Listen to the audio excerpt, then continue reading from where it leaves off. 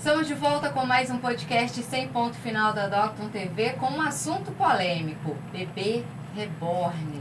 É um assunto que está ganhando destaque nas redes sociais, né, Débora? Sim, nas últimas semanas aí a gente só vê falar de bebê reborn, vários memes surgiram, mas muita crítica também. Verdade. E a gente quer entender um pouquinho disso, a gente convidou uma psicanalista para a gente poder conversar e tirar algumas dúvidas, né, Regi? Psicanalista, Ronise, obrigada, seja Ronise bem-vinda. Ferreira. Obrigada a você. Obrigada, Ronise. Obrigada por aceitar o nosso convite e por participar conosco deste bate-papo, né? Um bate-papo que está gerando muito questionamentos, né, nas redes sociais. E a gente estava justamente conversando sobre isso, né? Como que as redes sociais está interferindo em uma ação que talvez antigamente poderia ser... Antigamente, que eu digo um tempinho aqui atrás, Sim. ano passado, por exemplo, seria uma ação normal e hoje se tornou um boom. A gente sabe que tem algumas fake news, alguns jogos de publicidade, mas que também é um alerta para a sociedade. A gente vai entender através desse bate-papo com você até onde é saudável ter um bebê reborn. Bora lá. E aí, Ronise, fala pra gente então sobre essa situação. Como que você avalia o cenário atual? Bom, existem dois cenários completamente opostos. O primeiro deles é uma patologia, é uma doença, onde, por diversos motivos, por um luto mal elaborado, por uma esquizofrenia, uma demência precoce, ou o Alzheimer próprio, desde alguns anos, já tem bastante tempo, é utilizada uma terapia onde é usada as bonecas para a questão de cuidado, de utilidade, né? Aquele paciente ele vai se sentir útil, ele vai ficar feliz, né? Vai trazer para ele um sentimento de conexão, pelo menos mínima, né, com a realidade. Eu já tinha visto muito utilizar com idosos com demência, né? Isso. Eu já utilizei com autistas para acalmar, já utilizei com síndrome de Down. Então, ela não podemos descartar totalmente, né, o uso das bonecas. O que tem acontecido recentemente é uma busca, né, de visualizações, de curtidas, de conteúdo, de formação de conteúdo. Aí começa a ser prejudicial. Porque aí já vira uma coisa que a sociedade começa a aceitar como normal. E não é. Não é normal. Uma pessoa, eu vi um caso recente de um casal homo que ao invés de ter filhos... Ah, eu vi. Você viu? Vi também esse caso. Eles têm dois bebês reborn, mas realmente eles tratam como filho, é meio estranho. Tratam como filho, gastam um absurdo com roupas, né? Fala na reportagem. Coloca os filhos para assistir televisão. Sim, sim. Então é uma substituição, quando é perigoso, quando substitui relações humanas. Aí a gente tem que deixar aquela fantasia vir para sua vida real, né? Aí... Exatamente. Mas eu acho que mais do que aquela impressão, primeira impressão que a gente teve, um surto coletivo. Não, é mais uma coisa que foi divulgação de conteúdo, vender bebê reborn. Foi eu li imposta. até que essa questão do boneco realista, hoje em dia elas são muito realistas, mas começou na década de 90 nos Estados Unidos. Tem gente que apenas coleciona, né? São colecionadores, como qualquer outra peça que a pessoa gosta de colecionar. A minha filha teve uma bebê realista, hoje ela tem 27 anos. Olha só, há quanto tempo tem isso? Então, veio do Canadá, na época, ela teve uma bebê que era igualzinho um nenenzinho. Então, isso para criança é saudável, isso em terapia é saudável. Sim. Não é saudável se valer disso para substituir relações. Aí é um problema. A gente vê também a questão da utilização da mídia, né, para divulgar esses produtos. A gente viu recentemente o vídeo do posto de saúde, né? Uma mulher levando o seu bebê a um posto de saúde. Aí foram descobrir que, na verdade, ela estava querendo fazer uma propaganda. E ela estava viu, gravando conteúdo. Ela estava gravando conteúdo. Ela vai visitar alguém no local e aproveita. E aí fez aquele merchan todo, ao contrário, que isso viralizou para ser estudado, acho que no Senado agora. O pessoal propondo projeto de lei para proibir. Então, mas aí assim, a gente acha que é mais político surfando na onda, né, Regi? Surfando na onda, exatamente. É o momento de chegar e falar, calma, vamos entender o que está acontecendo? Exatamente. É o que nós estamos fazendo aqui hoje, né? Sim. Analisando, pesquisando e não apenas, como você disse, surfando nessa onda. Exatamente. O Roniz, mas eu acredito que casos assim que passam para patologia deve ser o mínimo, né? A maioria são coleção, divulgação, é querer vender a boneca, igual a gente viu maternidade de bebê reborn, é para vender boneca. Eu vi uma escola. Né? Você viu? Aí eles fazem o parto, tem a bolsa ali. Não, e é lindo aquilo. Não é? É lindo aquilo ali, é lindo. É perfeito, mas para uma criança. Para uma criança vivenciar aquilo é maravilhoso, ela se aproxima muito da realidade, né? Mas para um adulto saudável, com uma mente saudável, não, aí já vira.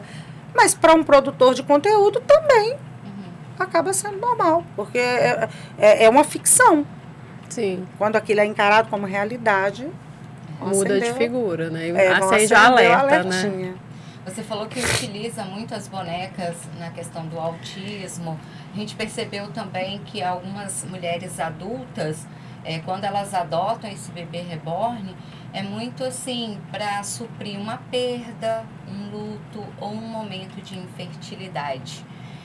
Eu acredito, uma dificuldade de ter um filho.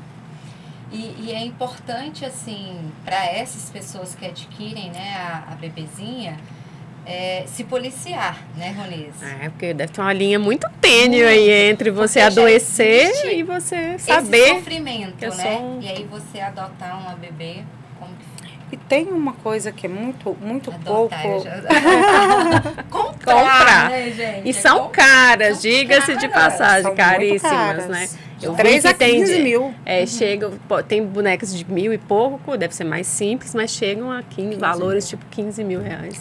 Imagina uma coisa, tem uma situação muito pouco falada, que é aquela dificuldade da mãe, de uma mulher querer ser mãe. Isso é utilizado em terapia também. Tá. Por exemplo, hoje é muito comum as mulheres não quererem filhos. Sim. Então, para ter uma proximidade com a realidade, com o que é, com a sensação de pegar, porque hoje é muito real, a pele deles é muito parecida, o cheiro, né? Então, para ter aquela familiaridade com a maternidade, é usado também em terapias. E é muito pouco falado isso. Não é muito. Realmente, nesse sentido, eu não sabia que podia falado, utilizar. Mas existe e é muito comum.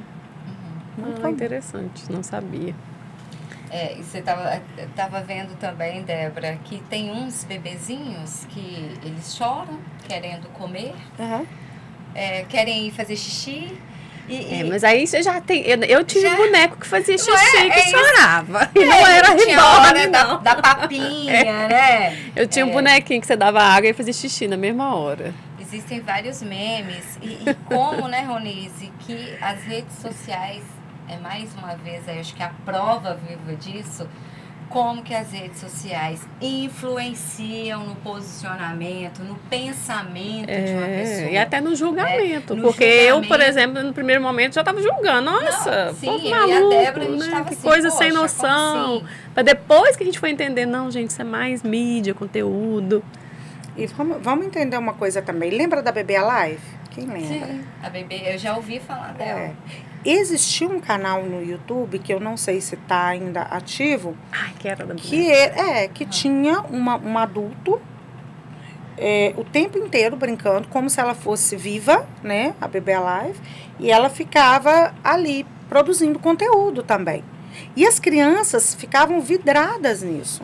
Olha, então, na verdade, são coisas que acontecem já há muito tempo, Já há muito né? tempo. O que não aconteceu... que tomou essa proporção agora? Porque a sociedade está adoecida. Sociedade, rede social também. O grande problema essa... não são as bebês reborn. É a sociedade que está adoecida. Para dar palco para uma coisa dessa. Entendi. Entende? A gente está... Eu vi pessoas defendendo isso. Que era um assunto que era simplesmente para passar, não era para ter toda essa dimensão, era para ser engraçado. Né?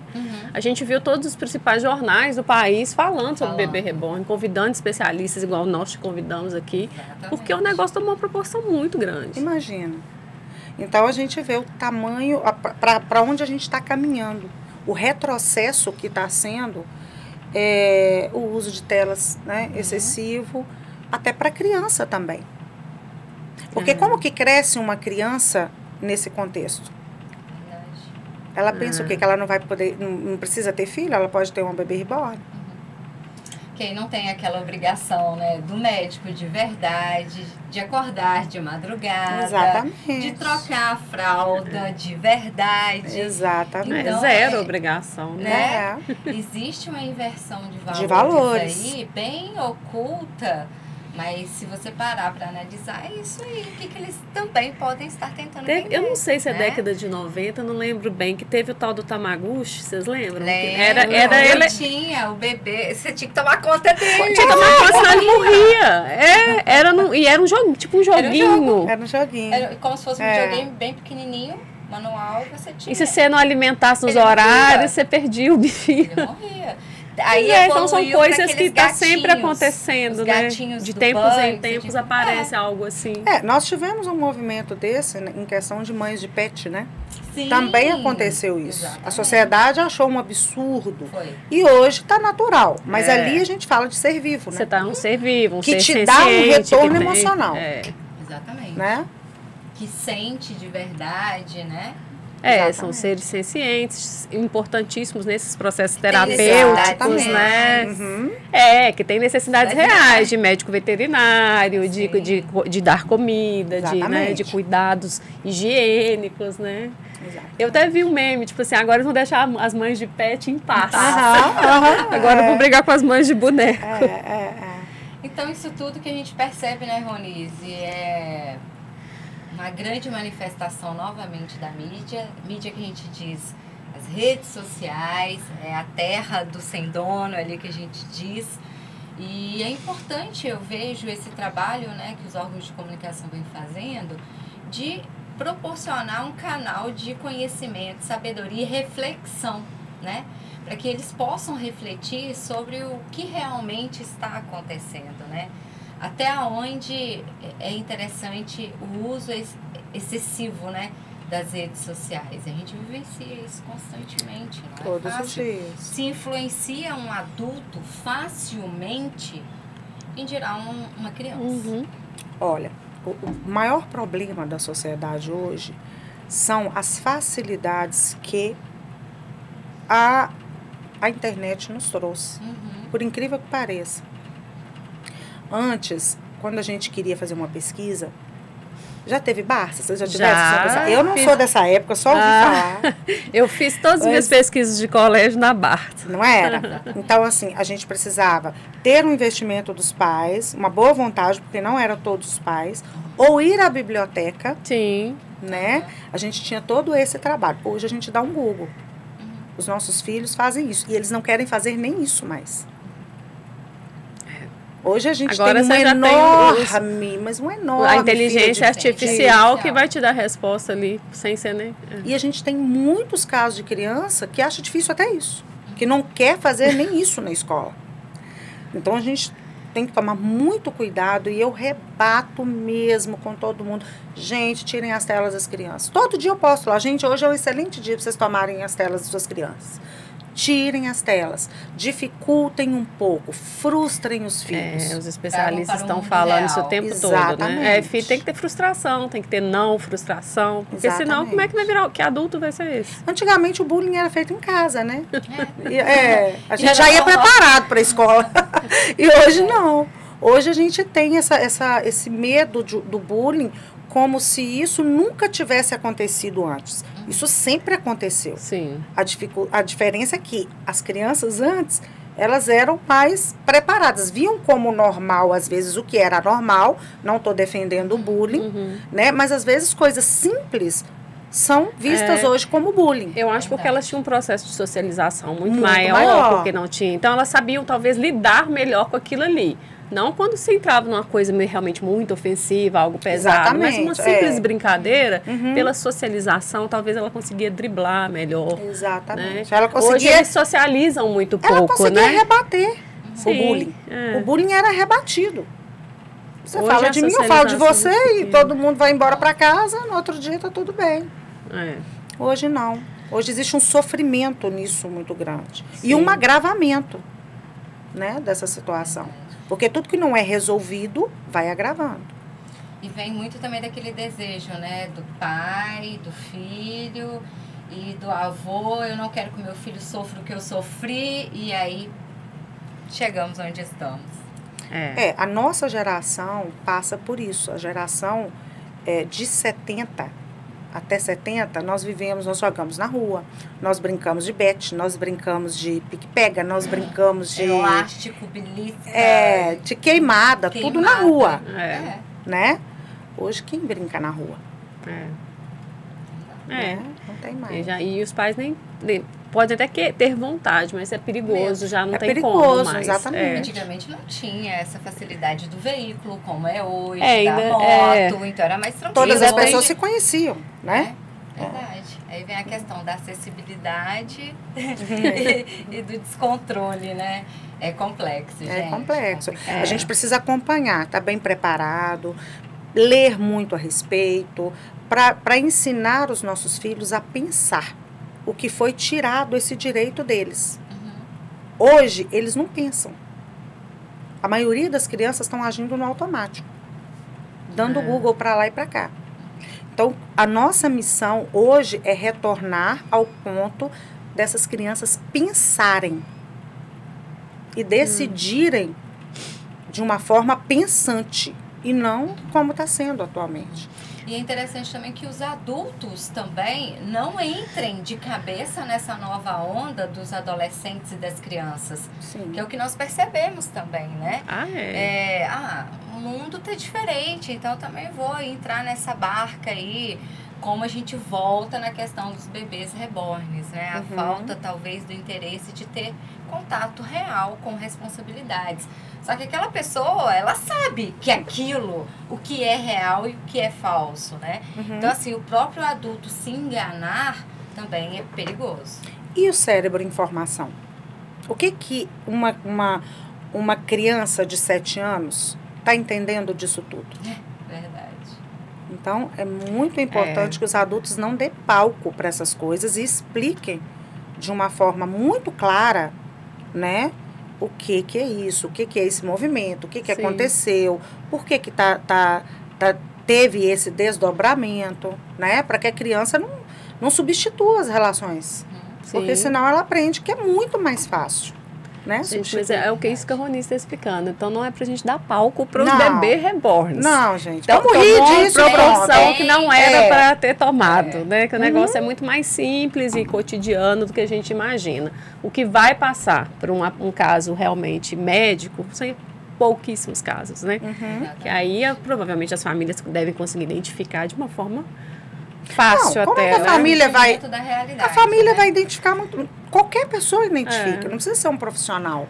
Aí vai buscar o profissional para ajudar, né? Aquela mãe, né? Que ou sofreu uma perda, ou uma velhinha com Alzheimer, etc. O início, né?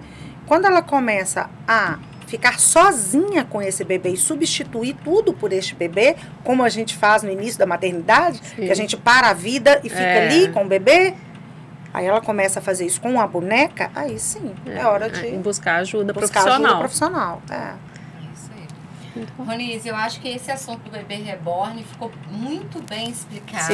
Sim. Né? Agradeço muito a sua participação. Obrigada. Mas olha, a gente estava olhando as suas redes sociais também, eu vi uma foto, tem que aproveitar e perguntar para a Ronise.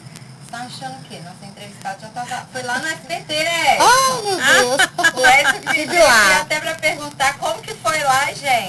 tive lá no Saber Viver. Me conta. Então, eu trabalho com um projeto de com pesquisa para síndrome de Down, de alfabetização.